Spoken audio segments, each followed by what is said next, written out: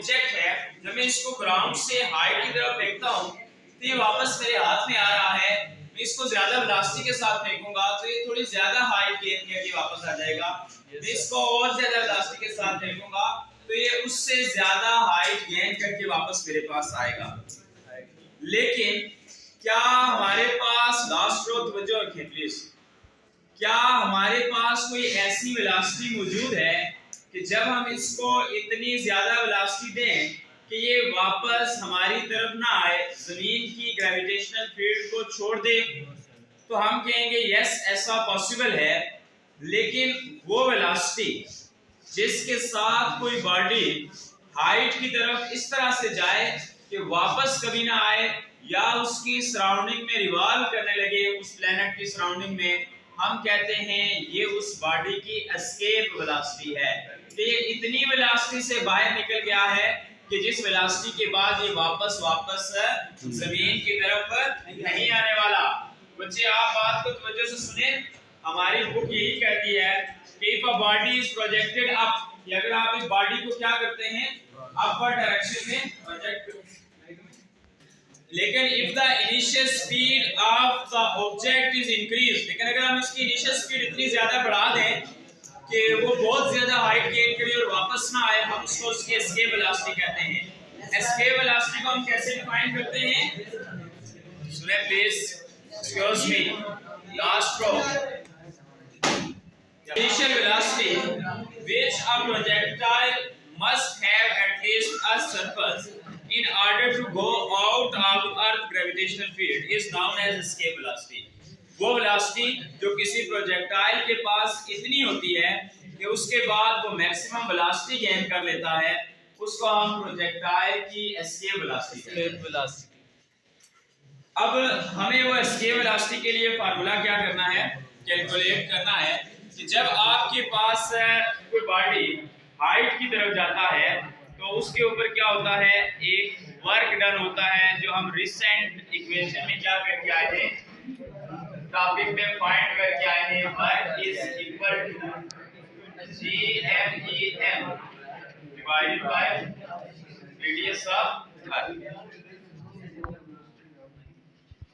हमें किसी बॉडी पर इतना वर्क करना पड़ेगा, ये आर ई का मतलब है radius of earth. Radius of अर्थ पर जितनी उसके पास पोटेंशियल एनर्जी है इतना हम उसके ऊपर वर्क करेंगे तो वो क्या करेगा, अपवर्ड डायरेक्शन में जाएगा।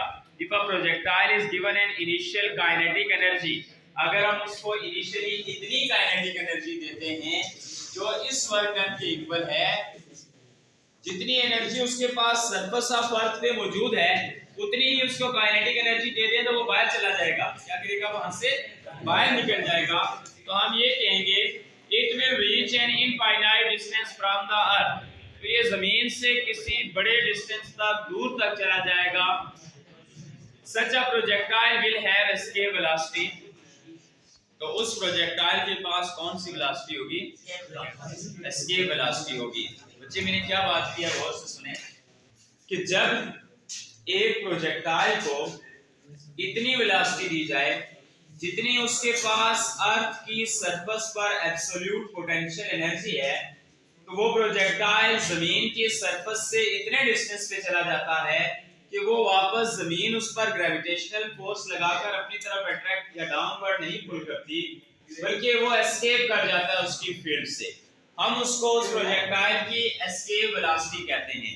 तो हमने क्या देनी है, इसको काइनेटिक एनर्जी देनी है। हमें पता है काइनेटिक एनर्जी क्या होती है, 1/2 mv², इक्वेशन 1, और ये क्या है, इक्वेशन 2।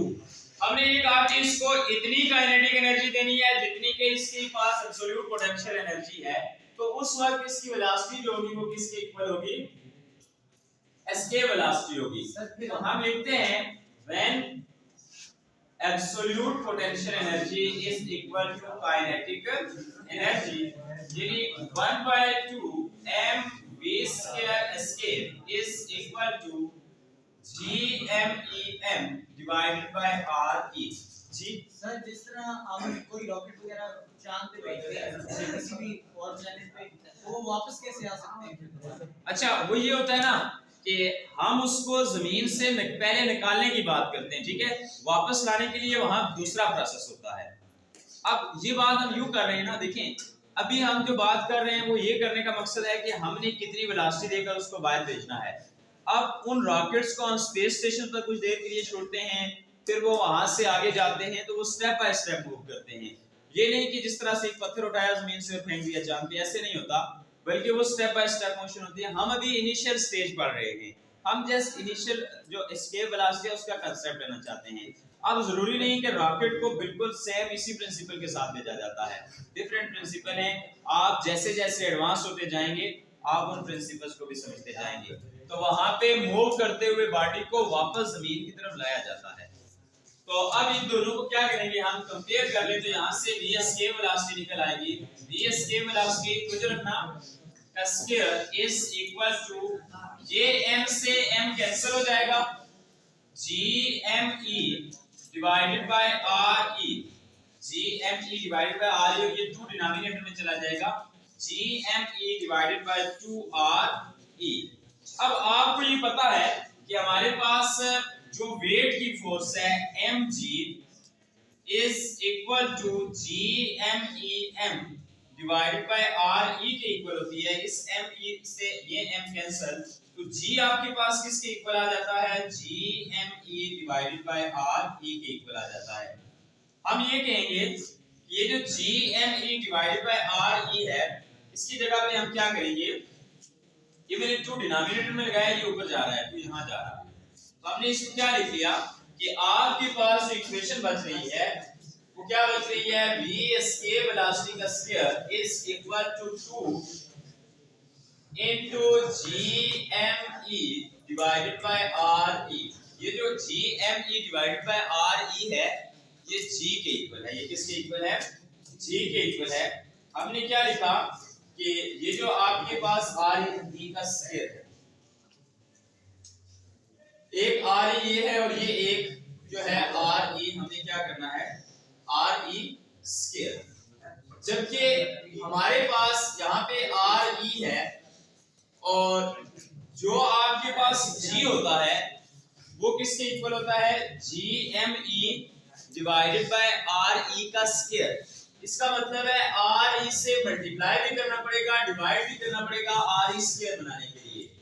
तो v escape velocity का square is equal to 2 multiply by gme divided by re square multiply by re। ये वाली टर्म g के इक्वल आ जाएगी, v escape velocity का स्क्वायर 2g re implies that, यहां से आप स्क्वायर रूट लेंगे, v escape velocity का स्क्वायर is equal to square root of 2g re। v escape velocity is equal to square root of 2g re। ये आपके पास किसी भी प्लेनेट को छोड़ने के लिए, उसकी ग्रेविटेशनल फील्ड से निकलने के लिए जो बॉडी को एस्केप वेलोसिटी चाहिए वो इसके इक्वल होती है। अब वो जो एस्केप वेलोसिटी है 2g re, इसमें g क्या है, प्लेनेट की ग्रेविटेशनल फोर्स है, जो प्लेनेट की ग्रेविटी है, और r उस प्लेनेट का रेडियस है। तो हम अर्थ के लिए फाइंड करेंगे, तो हमारे पास अर्थ की ग्रेविटेशनल फील्ड किसके इक्वल है, 2 multiply bye 9.8 multiply by re को हम क्या लिखेंगे, 6.4 मल्टीप्लाई बाय 10 की पावर 6, 10 की पावर 6। अब इन वैल्यूज को अगर आप सॉल्व करें तो आपके पास एस्केप वेलोसिटी कितनी आ जाएगी, 11.2 मल्टीप्लाई बाय 10 पावर 3 मीटर पर सेकंड, 11.2 मल्टीप्लाई बाय 10 की पावर -3 मीटर पर सेकंड। ये आपके पास क्या है, एस्केप वेलोसिटी है किसी भी ऑब्जेक्ट के लिए जो वो जमीन को छोड़कर जाएगा, अर्थ प्लेनेट को छोड़कर बाहर जाए, उसके लिए एस्केप वेलोसिटी इतनी होती है। एक बार फिर सुन लें आप कि एस्केप वेलोसिटी ये है कि किसी बॉडी का सरफेस ऑफ अर्थ से लीव कर जाना, बाहर निकल जाना, और उसके लिए जितनी उसके पास एब्सोल्यूट पोटेंशियल एनर्जी है, अगर उतनी ही काइनेटिक एनर्जी सप्लाई करें तो हमारे पास वो बॉडी अर्थ सरफेस को लेफ्ट कर देगा, छोड़कर बाहर की तरफ चला जाएगा, वापस नहीं आएगा उस फील्ड के अंदर। तो kinetic energy is equal to potential energy, आपने मैथ को मैथ से कैंसिल किया, v एस्केप वेलोसिटी बची, इसको आप इस तरफ ले गए, यहाँ पे आपने g, आप डायरेक्ट g की वैल्यू भी पुट कर सकते थे कि जो जमीन से सरफेस पर कोई बॉडी होता है तो उसका एक वेट है जो डाउनवर्ड है, एक इसका अपना मास है और वेट होता है mg के इक्वल, और एक ये मास ऑफ अर्थ है, तो इसकी वजह से एक फोर्स इसके ऊपर ग्रेविटेशनल फोर्स लगती है और एक वेट की फोर्स। अगर ये दोनों क्या है, बैलेंस है, तो हम इसको क्या कर रहे हैं, इक्वल करके g की वैल्यू निकाल रहे हैं। gme is equal to re square, क्योंकि हमारे पास वहां पे re था, re square नहीं था डिनोमिनेटर में, तो हमने मल्टीप्लाई भी किया re से, डिवाइड भी किया तो re square बन गया, वो g बन गया इक्वेशन को स्मार्ट करने के लिए, वरना हम डायरेक्ट वो इक्वेशन लिखे वो भी वेलोसिटी है।